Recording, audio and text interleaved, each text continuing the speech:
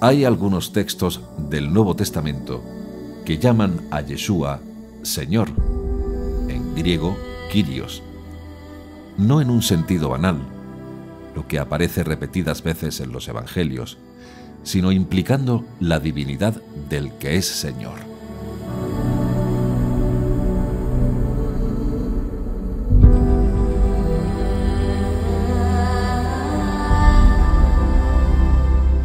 A este respecto, el pasaje más diáfano en los Evangelios es Marcos 12, 35-37. ¿Cómo dicen los escribas que el Mesías es hijo de David? David mismo dijo, movido por el Espíritu Santo: dijo el Señor a mi Señor, siéntate a mi diestra.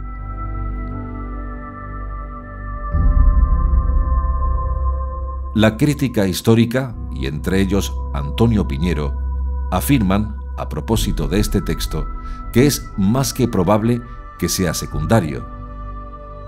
No pertenece al estrato del Yeshua histórico, por tanto, es una creación posterior de la comunidad primitiva, posterior a la muerte de Yeshua, que contiene material apologético de defensa de la fe cristiana y que conocemos por otras vías.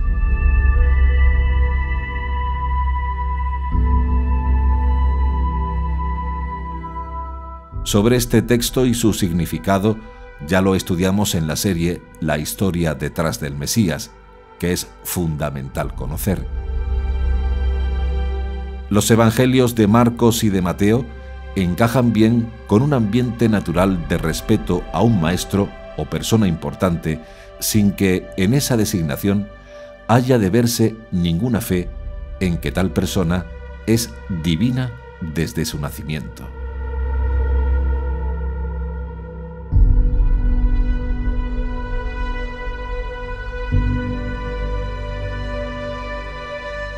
En textos más tardíos, comenzando por Lucas, se observa una teologización del título de Señor, en donde se trasluce con cierta claridad que al menos el evangelista está convencido de la dignidad divina o casi divina de Yeshua, sobre todo en la escena de la cruz, con el buen ladrón.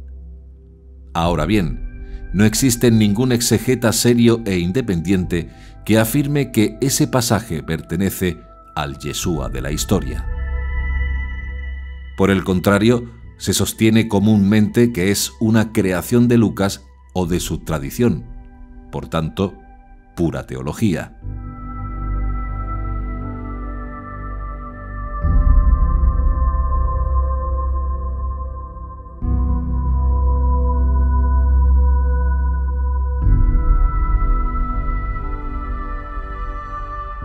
Lo mismo cabe decir de los dos pasajes del Evangelio de Juan, a los que prácticamente ningún comentarista independiente sitúa en el ámbito del Yeshua histórico, sino en el de la teología proyectiva del cuarto evangelista, quien pone en boca de Yeshua o de otros personajes signos de una teología-cristología que tiene su entorno natural a finales del siglo I y no en el tiempo del Yeshua histórico.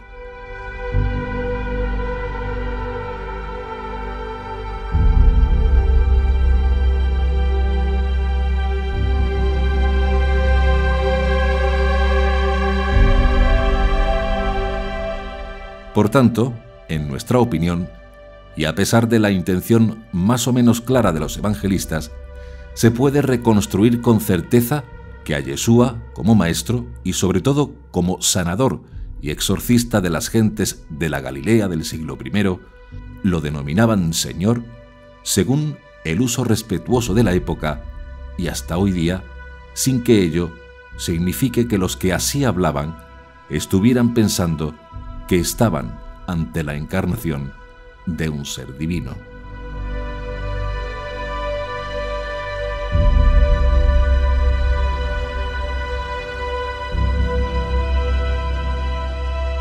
Por otro lado, no debemos olvidar que el judío Pablo de Tarso fue el que comenzó de verdad la idealización y divinización de la figura de Yeshua.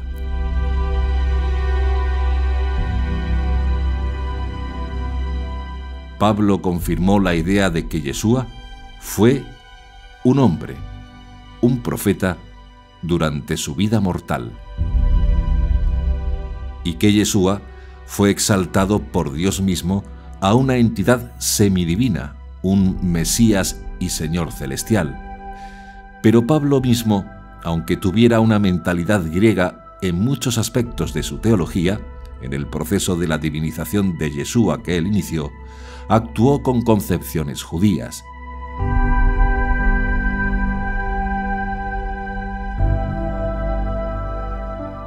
Que el Mesías tuviera un trono pequeño en los cielos, es decir, que fuera divino de algún modo, era una noción relativamente corriente entre los judíos piadosos hasta la mitad más o menos del siglo II después de Yeshua. Por tanto, y escuchen bien, Pablo tuvo las mismas ideas que los rabinos piadosos de su época. Esa cierta indefinición de Pablo respecto a la naturaleza divina de Yeshua, unida a que él era muy judío y que jamás pretendió, al igual que Yeshua, fundar una religión nueva, hace que no podamos considerar a ninguno de los dos como fundadores del cristianismo.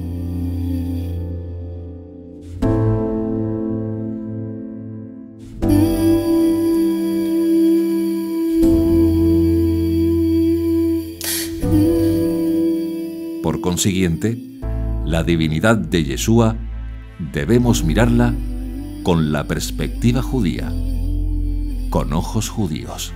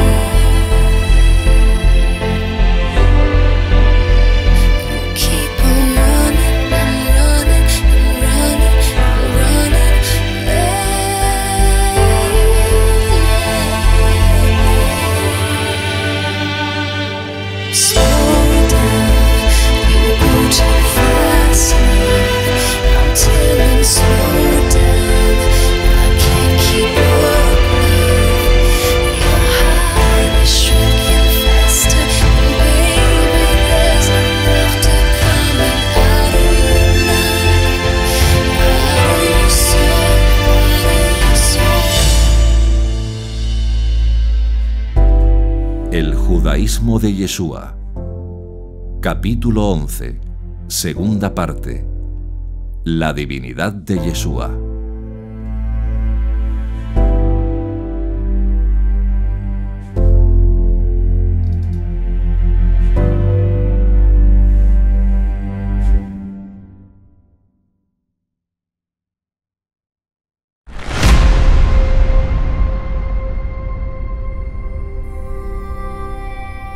En el capítulo anterior, dijimos que existen textos puramente judíos que nos indican la historia interna del judaísmo y que nos aclaran por qué Pablo llegó hasta este punto de concebir sin problemas un Mesías humano, un mero ser humano, y posteriormente una entidad divina sobre la que recae o se encarna el nombre preexistente del Mesías. Esta bajada del nombre sobre el Mesías humano lo hace divino, igual que la sabiduría divina, mano derecha de Dios, un agente mesiánico, después de su resurrección. Pero esas características divinas, que en el tiempo vienen después de la resurrección, se reflejaban en los evangelios retrospectivamente antes, en su vida mortal. Y esta concepción no era para Pablo ni para un judío de su época ninguna contradicción, ni tampoco para sus seguidores inmediatos, judíos creyentes en Yeshua o temerosos de Dios, o los gentiles adeptos de las religiones mistéricas, amigos del esoterismo.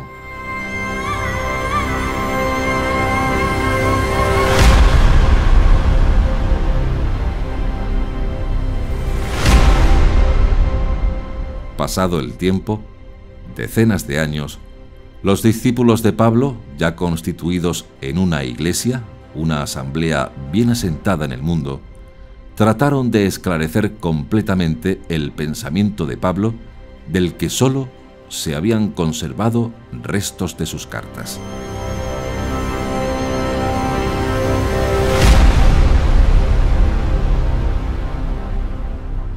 Y esa reinterpretación marcó la clave para malinterpretar su base y origen.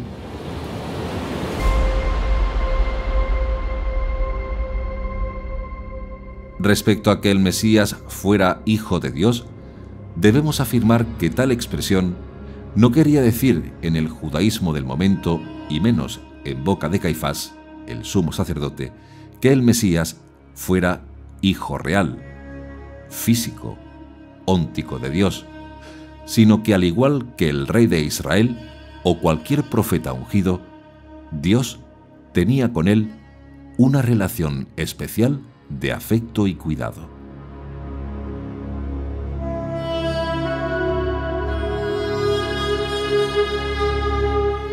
Se argumenta continuamente que la divinidad real de Yeshua, aunque no se afirme directamente en los evangelios, sí se deja traslucir indirectamente que Yeshua tenía, respecto a Dios, una conciencia tan clara y tan distinta de su filiación que denominaba a Dios Abba, Padre.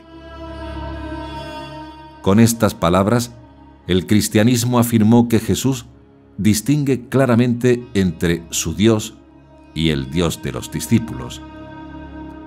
De ello se argumenta que debe deducirse al menos la indicación implícita de que Jesús se consideraba hijo de Dios de modo especial, con una coincidencia tal que lo diferencia de su filiación respecto a la de los demás mortales.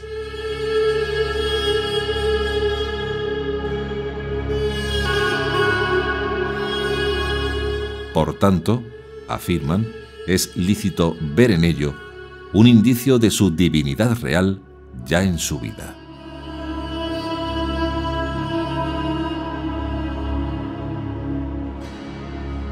Ese argumento no nos parece convincente. Esa conciencia especial de filiación divina la tenían también en el judaísmo de la época de Yeshua otros rabinos carismáticos y sanadores, exorcistas y taumaturgos, dentro de los cuales debe encuadrarse a Yeshua.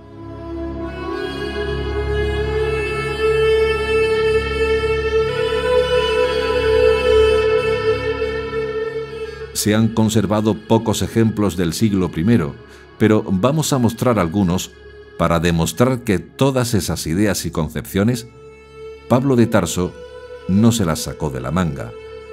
Todo quedó dentro del judaísmo.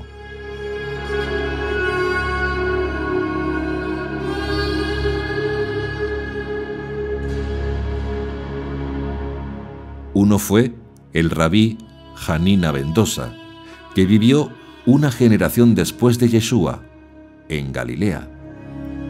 Otro fue el rabí Joní, el trazador de círculos, que murió en el año 65 después de Yeshua.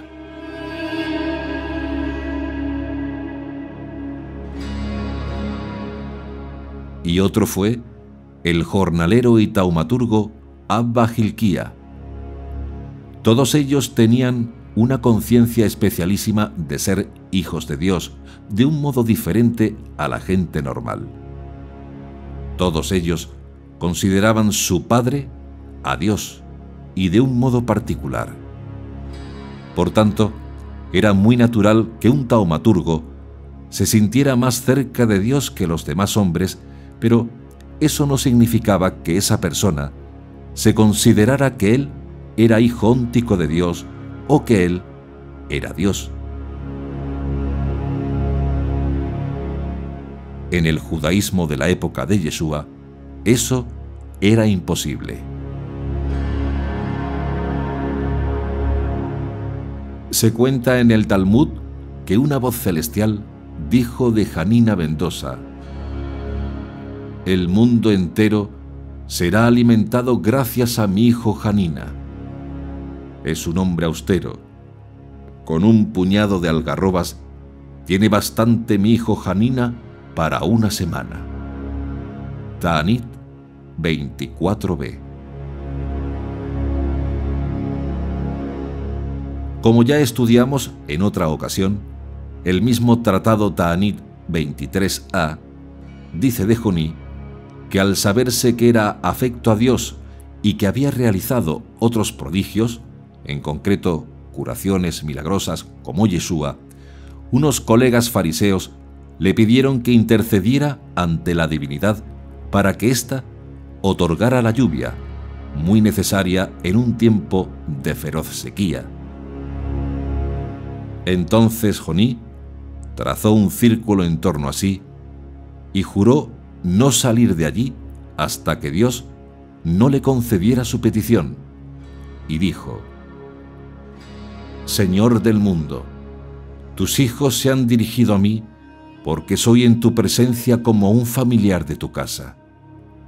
Juro por tu gran nombre que no me moveré de aquí hasta que te apiades de tus hijos». Ta'anit 23a.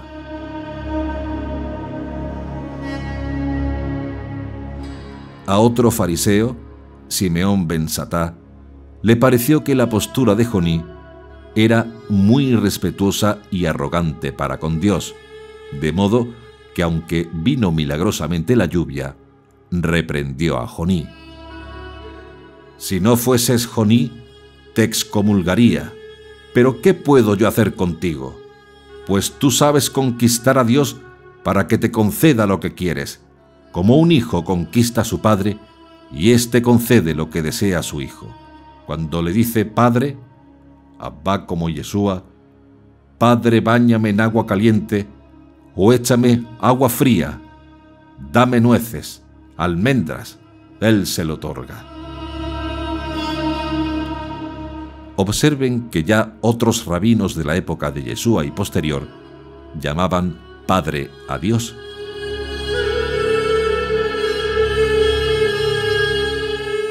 Es evidente, por estos pasajes de la época de Yeshua, que a un taumaturgo se le llamaba Hijo de Dios con especial énfasis, sin que ello significara ninguna divinización por parte de los que los llamaban, ni menos por parte de quien era así denominado.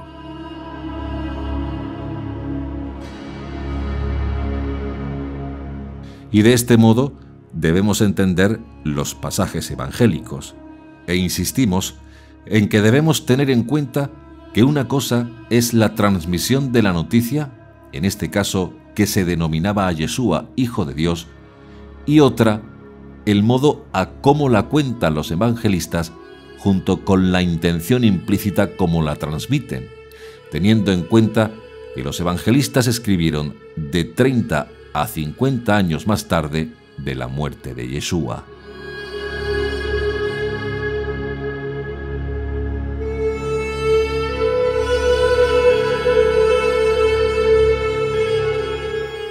Los textos evangélicos que de modo directo o indirecto afirman la divinidad de Yeshua antes de su muerte son tardíos, postpascuales, y claramente reflejan la mentalidad de la comunidad primitiva.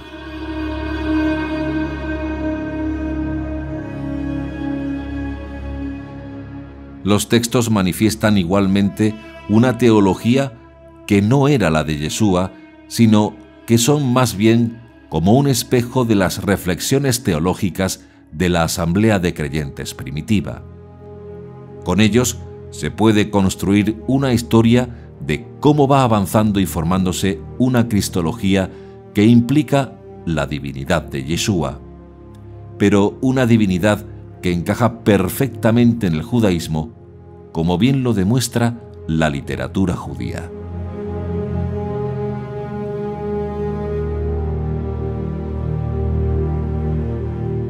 Ahora es preciso mostrar algunos textos del pensamiento judío a propósito del mesianismo, para demostrar que Pablo de Tarso y los evangelistas no se sacaron la divinidad de Yeshua de la manga, sino que todo viene de una tradición judía.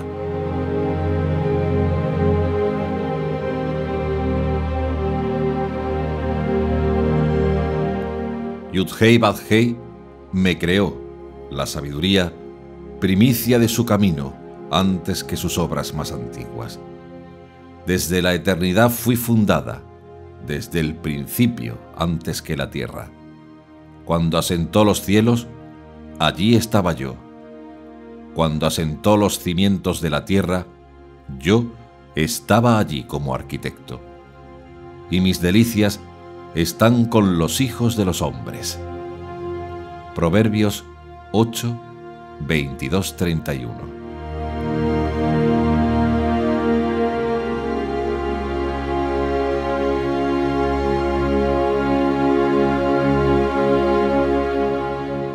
En la asamblea del Altísimo abre su boca.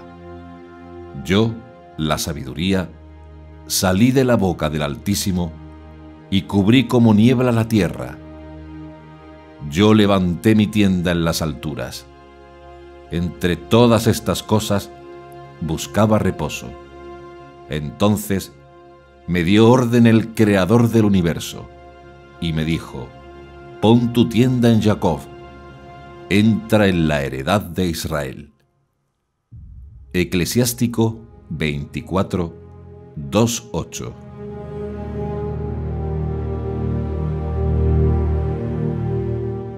La sabiduría es un espíritu que ama al hombre, pero no deja sin castigo los labios del blasfemo. Que Dios es observador veraz de su corazón y oye cuanto dice su lengua. Sabiduría 1:6.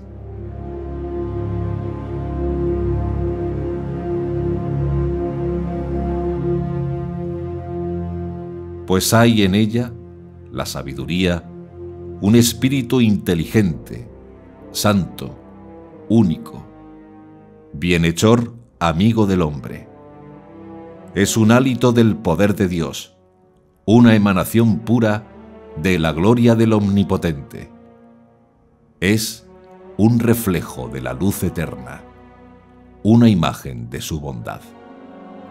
Sabiduría 7, 22-26.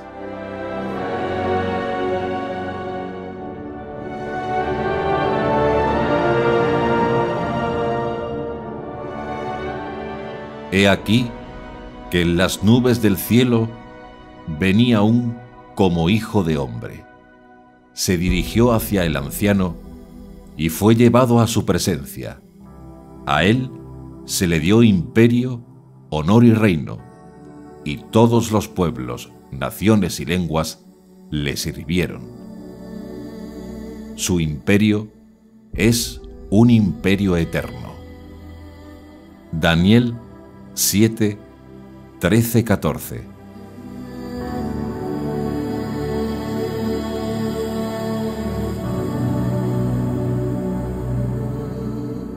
Allí vi al que posee el principio de días, y con él vi a otro cuyo rostro es como de apariencia humana, más lleno de gracia, como uno de los santos ángeles. Pregunté a uno de los santos ángeles acerca de aquel hijo de hombre, quién era, de dónde venía y por qué iba con el principio de días. Me respondió así: este es ese hijo de hombre, de quien era la justicia, y la justicia moraba con él. Él revelará todos los tesoros de lo oculto, pues el Señor de los espíritus lo ha elegido, y es aquel cuya suerte es superior a todos eternamente por su rectitud ante el Señor de los Espíritus. Primera de Enoc 46, 1-3.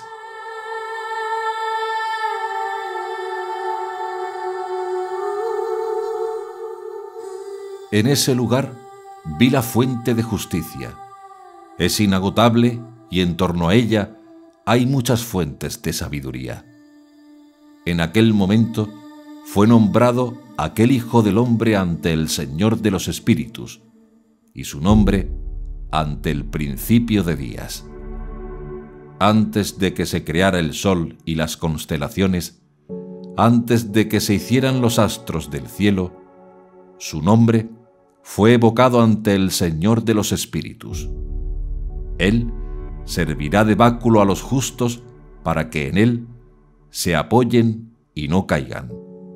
Él es la luz de los pueblos, y él será esperanza de los que sufren en sus corazones. Caerán y se prosternarán ante él todos los que moran sobre la tierra, y bendecirán, alabarán y cantarán el nombre del Señor de los Espíritus.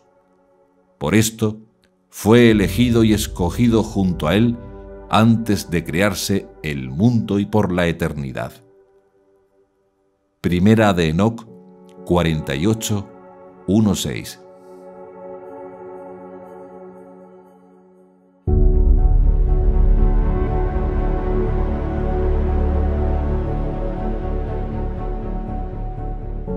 Y ocurrió después de esto, que estando aún en vida, fue asunta su persona, Enoc, ante este Hijo de Hombre y ante el Señor de los Espíritus, lejos de los que moran sobre la tierra. Pues ascendió en el carro del Espíritu, y salió su persona de entre ellos. Desde aquel día no fui contado, Enoc, entre ellos, y el Señor me puso entre dos puntos cardinales, norte y occidente, donde tomaban las medidas los ángeles para medirme el lugar de los elegidos y los justos. Primera de Enoc 70, 1-3.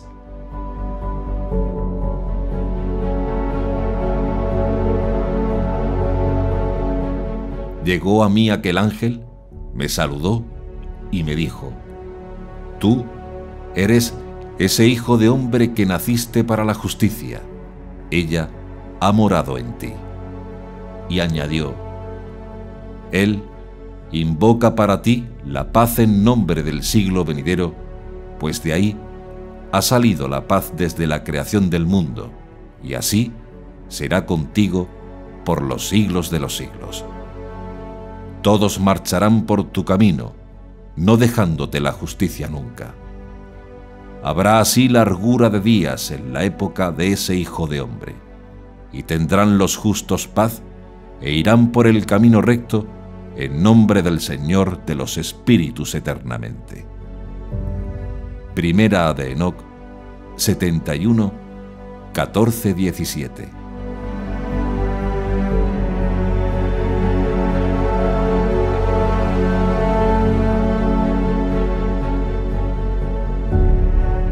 Vi que se levantaba un viento del mar de manera que agitaba todas sus olas. Y miré, y vi que este viento hacía que una figura como de hombre saliera del corazón del mar.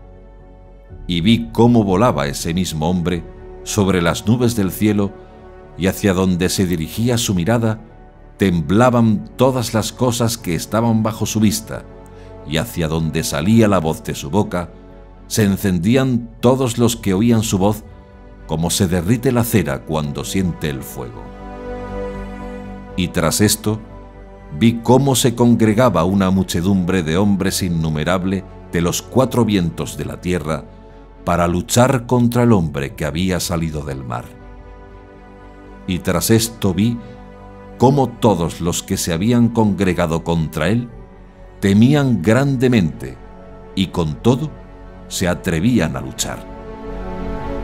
Y he aquí cuando el hombre vio el ímpetu de la muchedumbre que venía hacia él, no levantó su mano, ni tomó la espada, ni cualquiera de los instrumentos de guerra.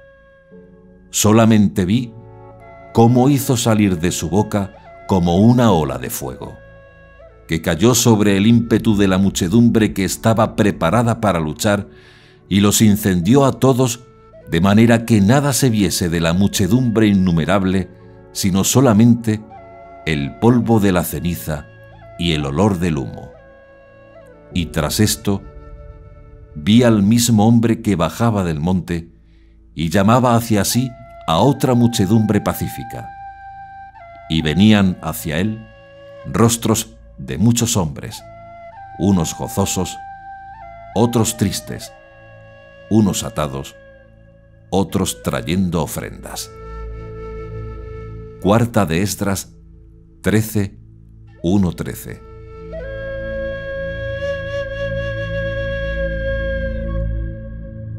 Dijo Rabí Ismael: en aquel momento pregunté a Metatrón, Enoc, el ángel, el príncipe de la presencia: ¿cómo te llamas?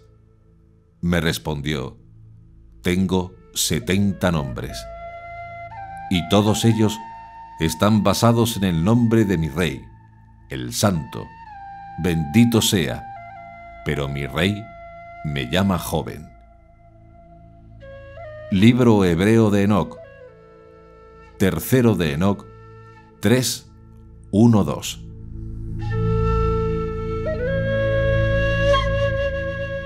Dijo Rabí Ismael: pregunté a Metatrón: ¿por qué eres llamado con el nombre de tu creador? ¿Por qué con 70 nombres? Y siendo tú el más grande de todos los príncipes, ¿por qué te llaman joven en los altos cielos? Respondió diciéndome: porque soy Enoc ben Jared. Cuando la generación del diluvio pecó, el santo, bendito sea, me sacó de entre ellos para que sirviera de testigo contra ellos ante todos los habitantes del mundo. Por esta razón, el santo, bendito sea, me hizo ascender a los altos cielos mientras ellos aún vivían. Tercero de Enoc 4, 1-5.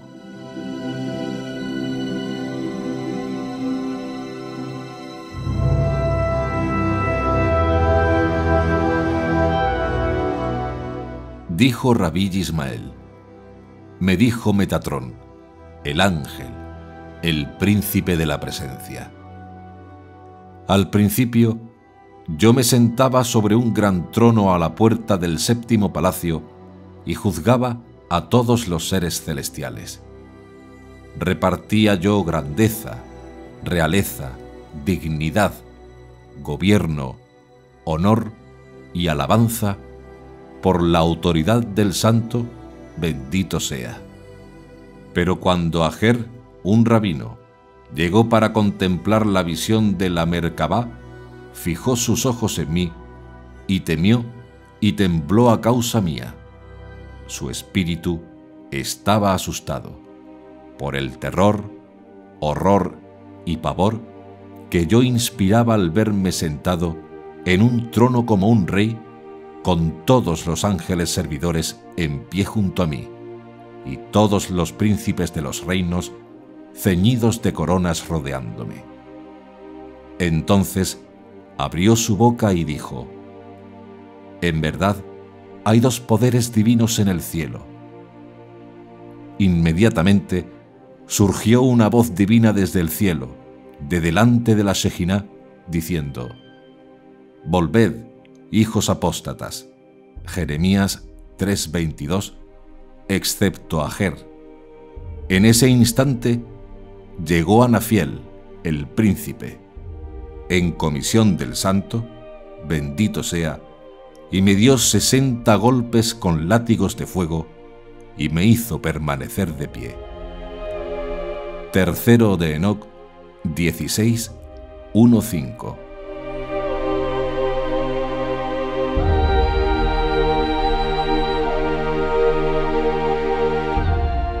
me pareció que en lo alto del monte Sinaí había un gran trono que llegaba hasta los pliegues del cielo, en el que se sentaba un varón de noble linaje con una corona y un gran cetro en su mano izquierda, mientras que con la derecha me hacía señales a mí, y yo me puse delante del trono. Me entregó el cetro y me dijo que me sentara en el gran trono. Me entregó la real corona y él se retiró del trono.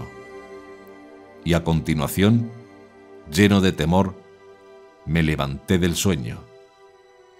Y su suegro interpreta el sueño así: Dios te ha enviado esta señal como algo bueno para ti, pues verás lo presente, lo pasado y lo futuro. Pseudo Ezequiel, siglo II antes de Yeshua. Moisés. Habla este con su suegro. Exagoge 68-89.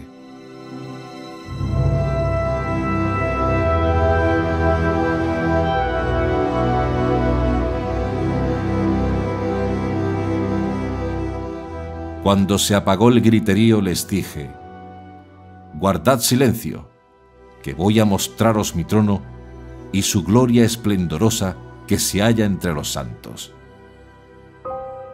Mi trono se halla en el reino supraterrestre, y su gloria y su esplendor están a la derecha del Padre de los cielos. Mi trono es eterno. El mundo entero pasará, y su gloria perecerá, y los que de él se preocupan le acompañarán en su ruina. Pero mi trono se halla en la tierra santa, y su gloria en el mundo inmutable. Testamento de Job 33, 2-3.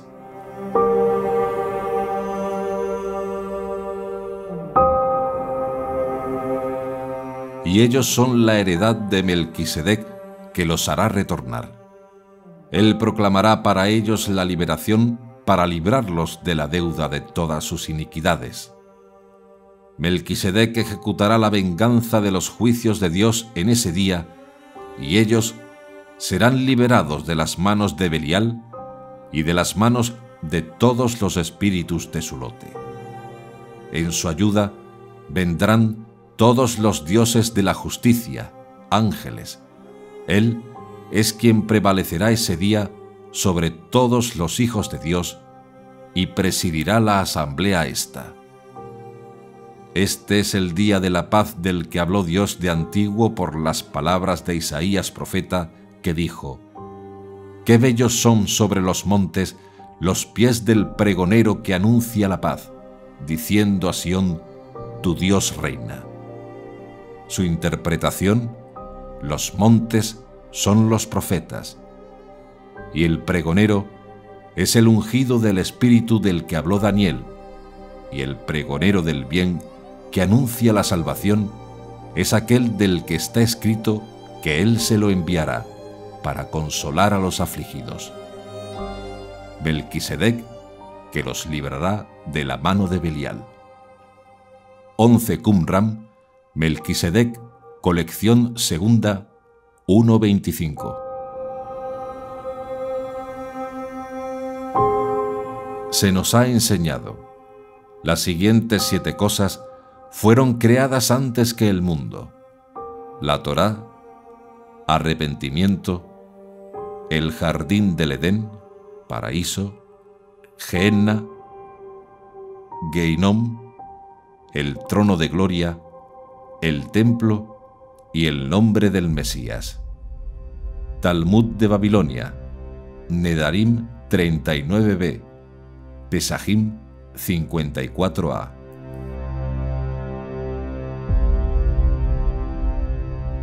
Para siempre un trono poderoso en el consejo angélico.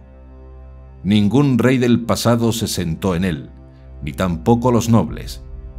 ¿Quién puede compararse conmigo? Nadie puede compararse con mi gloria, y nadie ha sido exaltado como yo, y nadie puede acompañarme. Tengo mi asiento en los cielos, y nadie. ¿Quién ha sido estimado más despreciable que yo? Sin embargo, ¿quién se asemeja a mí en gloria? ¿Quién es? ¿Quién como yo ha soportado todas las aflicciones? ¿Quién puede comparárseme en resistir las adversidades? Nadie es como yo, y no hay doctrina comparable a la mía. ¿Quién podría contar mis palabras? ¿Y quién podría medir el flujo de mi discurso? ¿Quién puede equipararse conmigo y comparar así sus juicios con los míos?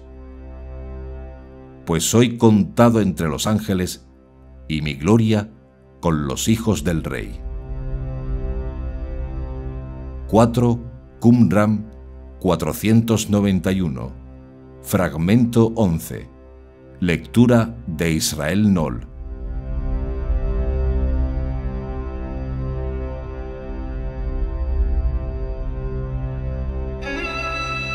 El Padre de todas las cosas ha otorgado a su Verbo, que es también su principal mensajero y el más elevado de todos en edad y en rango, la prerrogativa de ocupar una posición limítrofe entre las criaturas y el Creador. Inmortal, intercede suplicante por los afligidos mortales al tiempo que actúa como el embajador de un soberano ante sus súbditos. Sé gloria de esa especial prerrogativa que le ha sido concedida y la describe orgullosamente diciendo: Yo estaba entre el Señor y vosotros. Deuteronomio 5:5.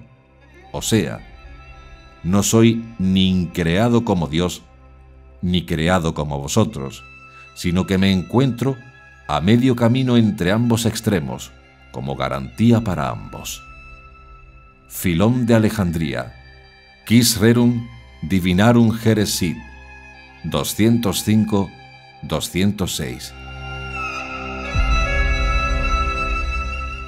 Veamos ahora los textos que hablan sobre dos poderes en el cielo.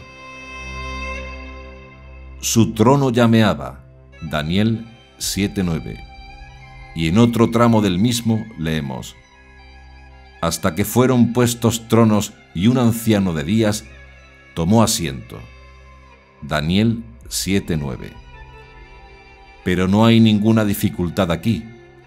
Uno de los tronos era para él y el otro para David. Como nos enseña una baraita, uno era para él y el otro para David, es lo que Rabí Akiva dijo. Rabí Yosef, el Galileo, le dijo a su vez: Akiva, ¿cuándo dejarás de profanar la Shejiná? Habría que decir más bien, uno de los tronos era para su justicia y el otro para su misericordia. ¿Aceptó él esta explicación? Venid y oíd. Uno era para su justicia y el otro para su misericordia. Esas fueron también las palabras de Rabí Akiva. Talmud de Babilonia, Agiga 14a.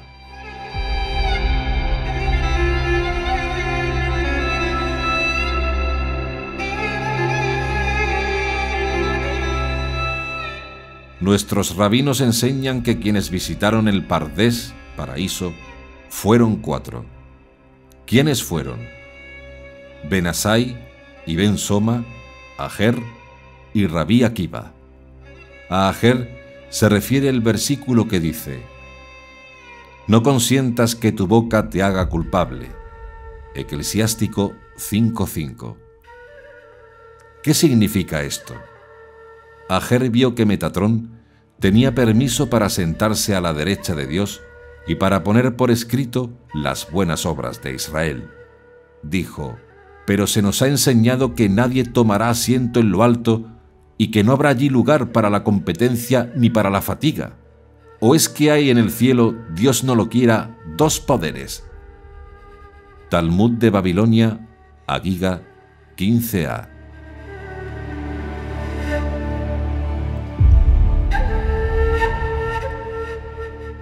A quien afirme que hay dos poderes celestes, se le refutará diciéndosele lo que está escrito: no hay más Dios que yo.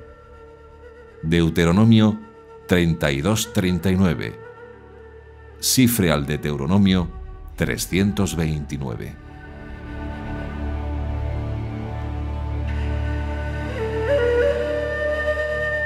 Seis cosas precedieron a la creación del mundo. Algunas fueron creadas y otras surgieron en el pensamiento de Dios para ser creadas en su momento. La ley y el trono de gloria fueron creadas antes del mundo. Los patriarcas, Israel, el templo y el nombre del Mesías. Bereishit Rabá 1:4.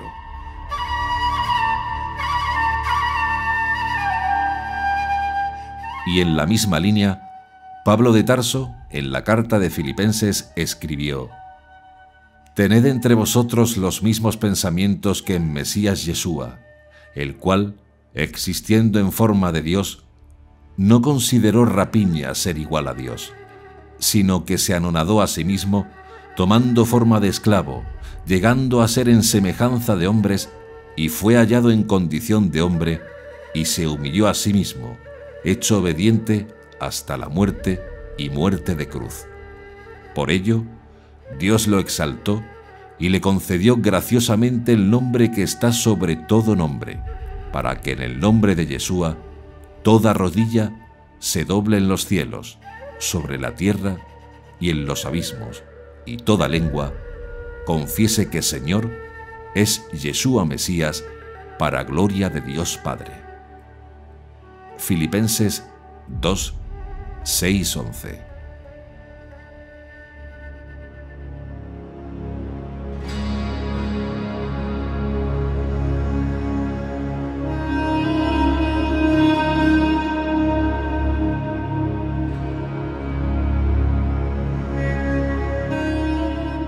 Por consiguiente, partiendo de la base de que Pablo de Tarso era un judío mesiánico y apocalíptico, que no abandonó su religión y que no empleó ante sus lectores gentiles la expresión «Hijo del hombre» como título mesiánico, pero que sí aceptó ese trasfondo como se prueba al dibujar a Yeshua en su parusía transportado por nubes, Daniel 7, 13, 14, un vehículo exclusivamente divino, podemos sostener que Pablo, inmerso de lleno en su ambiente judío, no parece haber sentido inconveniente mental alguno, como le ocurría a otros judíos monoteístas de su misma época, en admitir la existencia de una figura mesiánica con una naturaleza doble e imprecisa a nuestros ojos.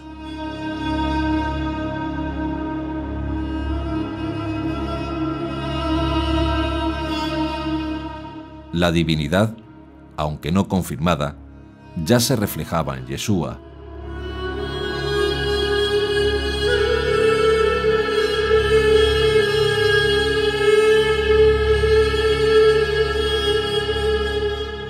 Es humana, aunque con características especiales ya en esta tierra, puesto que tiene una autoconciencia muy alta, pero cuando muere, es resucitado, elevado y exaltado al cielo por Dios, el Padre.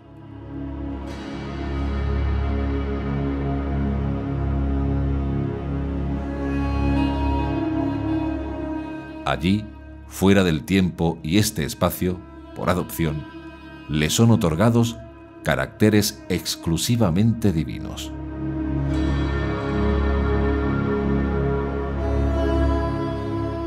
Ahora bien, y esto es importante en esta hipótesis, Pablo retroproyectó mentalmente esta cualidad divina a la vida terrenal del agente privilegiado por la divinidad, el Mesías Yeshua. Hay un pasaje en 1 Corintios 2, 6, 8 que sustenta el fundamento de esta exégesis. Mas ahora hablamos de sabiduría entre los perfectos, no conocida por ninguno de los príncipes de este mundo, pues si la hubieran conocido, no habrían crucificado al Señor de la Gloria.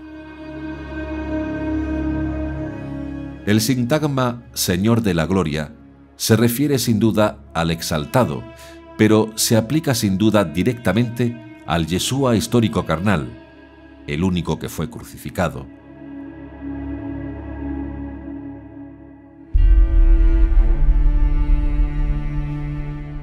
Pablo, en concreto, como judío de la diáspora, alejado del Yeshua de la historia, aunque lo hubiera conocido fugazmente, como se deduce de 2 de Corintios 5:16, consideró siempre a Yeshua desde la óptica de su existencia actual como resucitado, exaltado e hijo adoptado por Dios.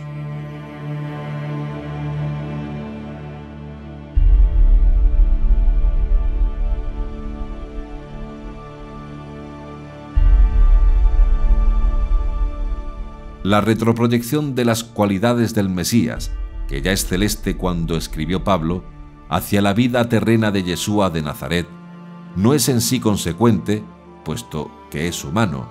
Por consiguiente, no podía ser un hombre cualquiera, sino un ser más que excepcional. Y algo de ello lo creyó probablemente el mismo Yeshua, porque él, sin duda, tuvo de sí mismo una autoestima excepcional.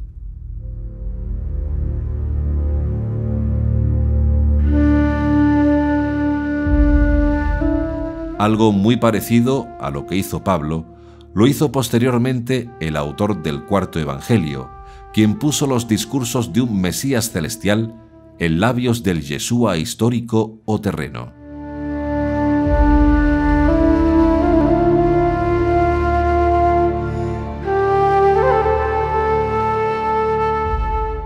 Pero esta retroproyección de cualidades divinas a la vida terrena de Yeshua fue posible porque Pablo, ha de suponerse, tendría ya en su época una mentalidad parecida a la que se trasluce en las sentencias que vimos anteriormente.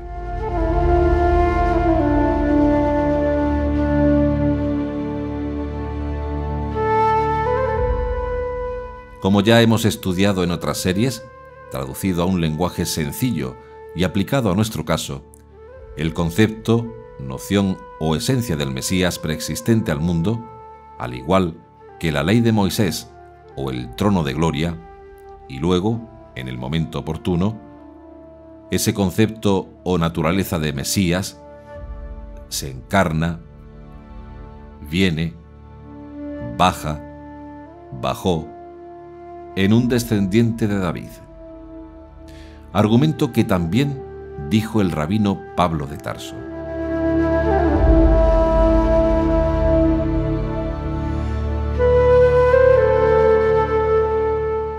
Entonces, puede decirse que en el ser en el que habitó el nombre, es decir, la esencia o la naturaleza del Mesías, por designio divino, sobre la redención sobre la tierra y que fue fiel reflejo de ella, no podía ser en un hombre cualquiera, sino en un ser más que excepcional.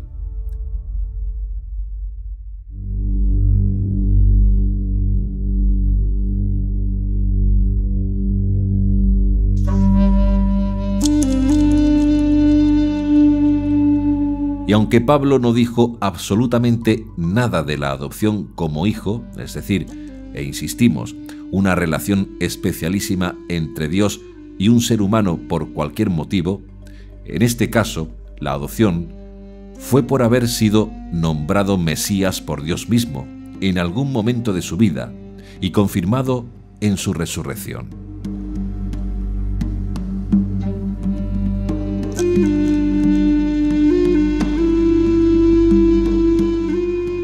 Porque pensamos, si Dios, que está fuera del tiempo y conoce el final del principio y el principio del final, confirmó a Yeshua como el Mesías en su resurrección, ya preconocería que Yeshua sería su ungido, incluso antes de la creación del mundo. Incluso antes que Yeshua fuera creado en su tiempo.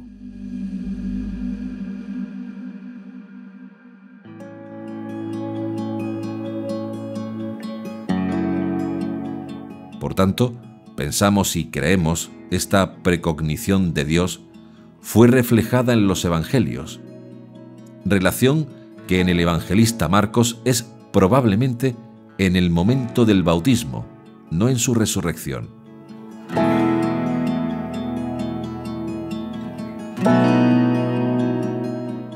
Pablo afirmó expresamente en Romanos 1:4 que Dios constituyó a Yeshua, Señor y Mesías, por la obra del Espíritu.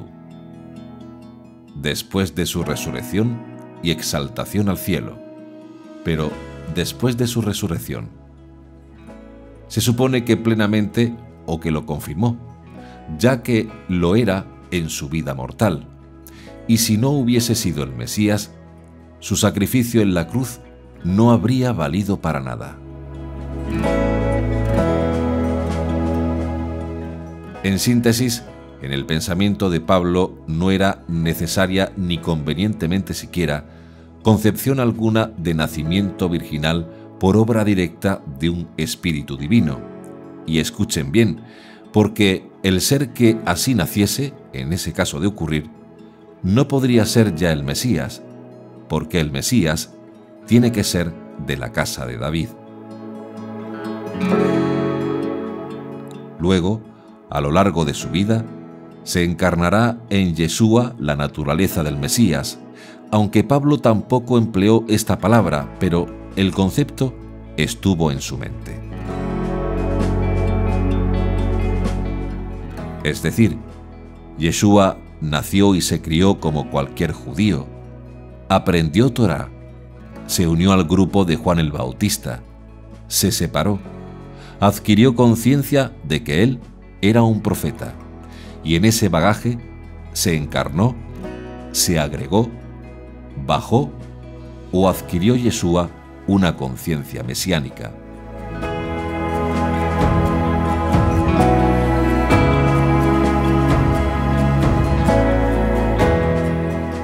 Por tanto, como para el judío Pablo de Tarso y como para las escuelas paulinas, la naturaleza humana del Mesías como Hijo de Dios y la explicación de su preexistencia y el título Dios, no cabe en ellos concepción virginal alguna de Yeshua.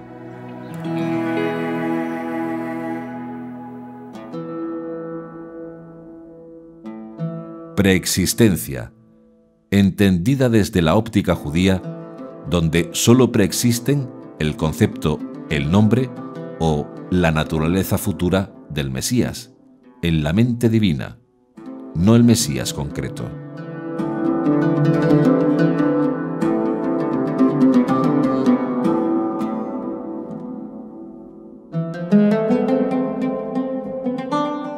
Los relatos evangélicos no históricos que engrandecen a Yeshua deben verse en línea a cómo se interpretaba todo eso en los siglos anteriores y posteriores a Yeshua.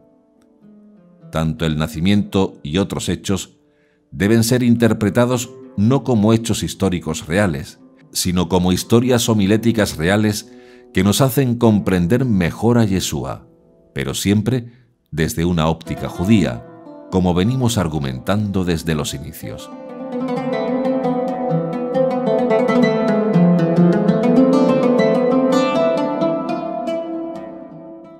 Con todo lo expuesto, siempre deben recordar que Yeshua aprendió por obediencia, y Dios no tiene que aprender nada. Por tanto, la divinidad de Yeshua, después de su resurrección, no lo hace ser el Eterno, el Creador. Él fue el primero, y por Él todo fue creado, pero después, al final, todos seremos como Él después de la resurrección, salvando las distancias y el honor de ser primogénito, pero todos seremos uno con el Creador. Pero esta idea es tan profunda que requiere unas clases de estudio muy avanzadas y que realizaremos en un curso de estudio.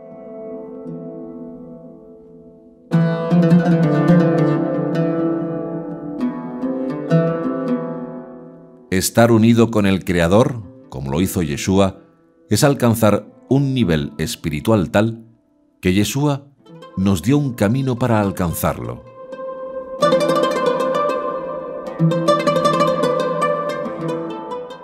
Este estudio profundo supera a los conocimientos que hemos expuesto en la serie Los secretos de Yeshua, de tal modo que el nuevo curso de estudio no será apto para todos, porque requiere tener todos los conocimientos que ya hemos expuesto y seguiremos exponiendo en la serie Los secretos de Yeshua.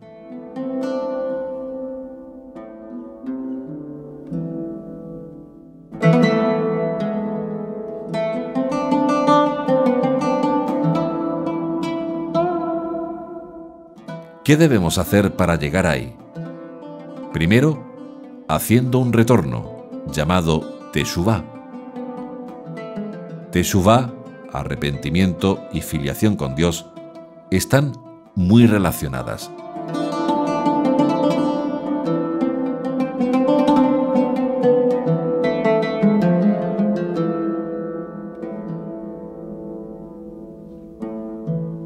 Porque lo que hace el retorno, la Teshuvá, es que cuando comenzamos a retornar a lo real y comenzamos a elevar los niveles de conciencia, comenzamos a comprender la filiación sagrada con Dios.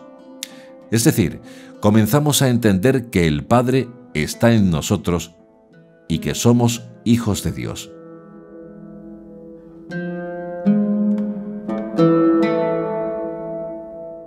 Y a medida que elevamos nuestro nivel de conciencia, comprendemos la idea mística de la filiación sagrada.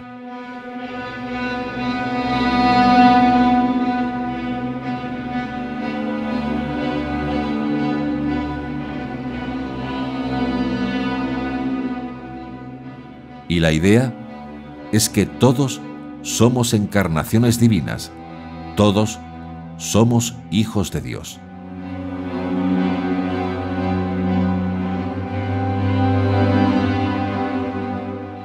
Por tanto, todos seremos como Elohim.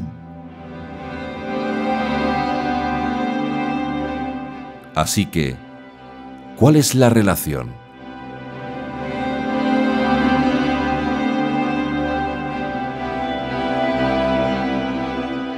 El retorno, la teshuvá, el arrepentimiento, la corrección, es el despertar de la conciencia, lo cual nos hace ver y entender, es decir, volver al camino.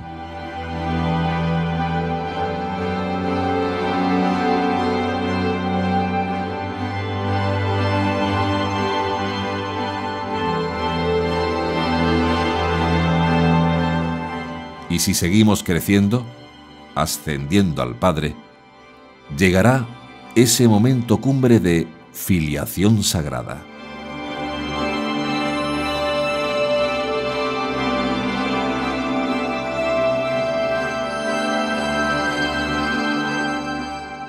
Saber que somos hijos de Dios, tal y como dice la Torá.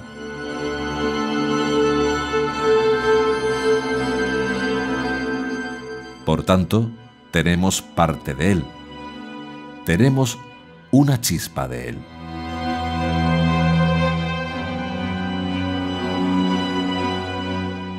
Esta idea, ya escrita en el Salmo 82:6, yo dije, vosotros sois dioses y todos sois hijos del Altísimo, ya la expuso Yeshua, y algunos judíos se escandalizaron en su época.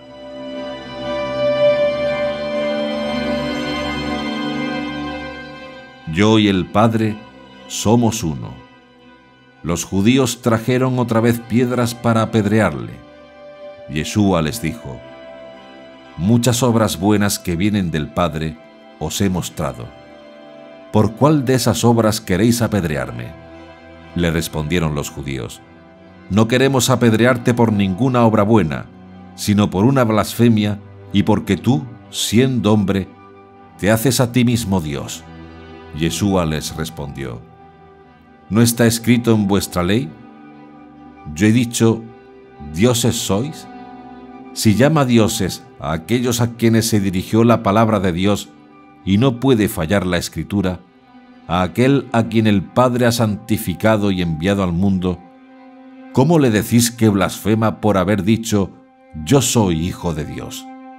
Si no hago las obras de mi Padre, no me creáis, pero si las hago, aunque a mí no me creáis, creed por las obras, y así sabréis y conoceréis que el Padre está en mí y yo en el Padre. Querían de nuevo prenderle, pero se les escapó de las manos. Juan 10, 30-39.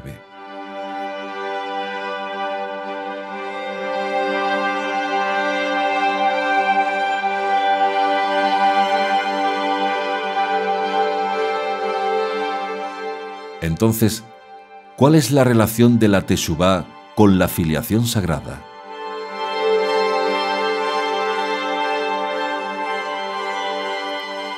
Hay que despertar la conciencia para alcanzar esa filiación de Hijo de Dios. Y Yeshua invitó a hacer eso a sus estudiantes, los apóstoles.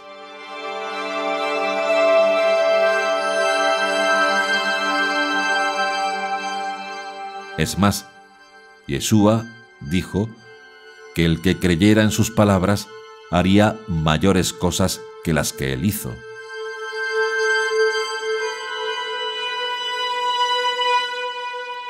En verdad os digo, el que crea en mí, hará él también las obras que yo hago, y hará mayores aún, porque yo voy al Padre. Y todo lo que pidáis en mi nombre, yo lo haré para que el Padre sea glorificado en el Hijo. Si me pedís algo en mi nombre, yo lo haré. Juan 14, 12-14.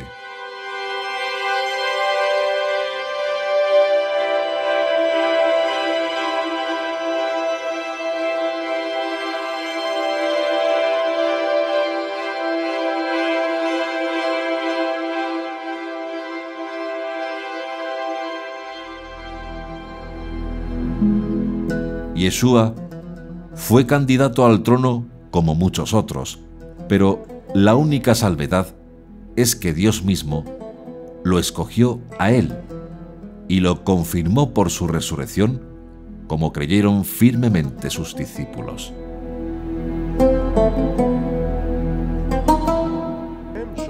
El mensaje principal de Yeshua fue que el reino de Dios se había acercado.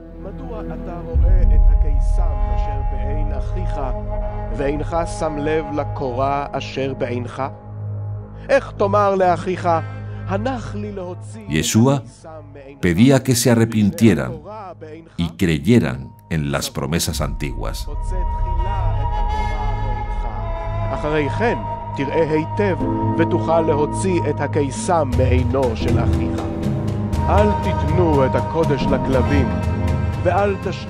Y su mensaje fue dirigido a un público en concreto.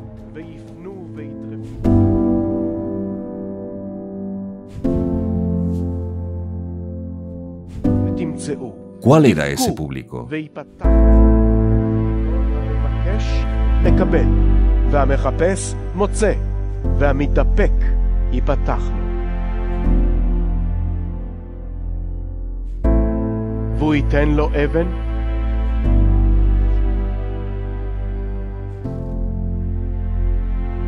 ¿A quién iban dirigidos sus mensajes?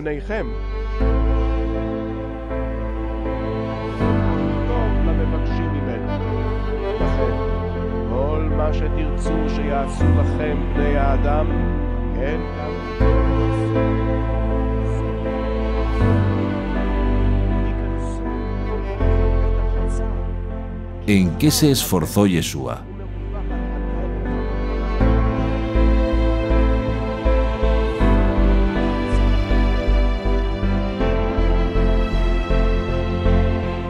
Lo vamos a estudiar con todo detalle, pero eso será en el siguiente y último capítulo de El judaísmo de Yeshua. Slow down,